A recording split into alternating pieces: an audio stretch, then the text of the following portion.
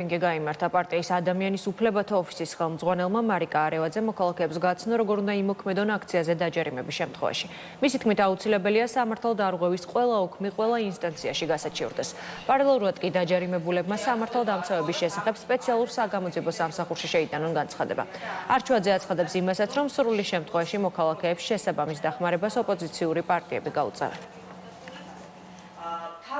ჩვენ ყოველდღიურად ვხედავთ პარლამენტის მიმდებარე ტერიტორიაზე აურაცხელი რაოდენობის კამერებს, საიდანაც ხდება თქვენი პერსონალური მონაცემების დამუშავება და უცნობია მათი დამუშავების კანონიერება.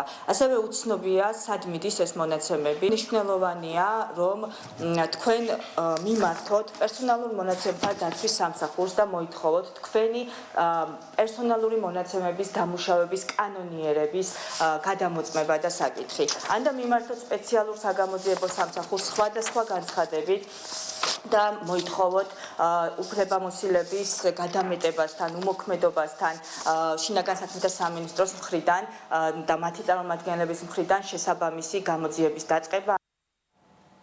და რა ხდება ქვეყნის ფარგლებს გარეთ ამერიკის შეერთებული შტატების პრეზიდენტი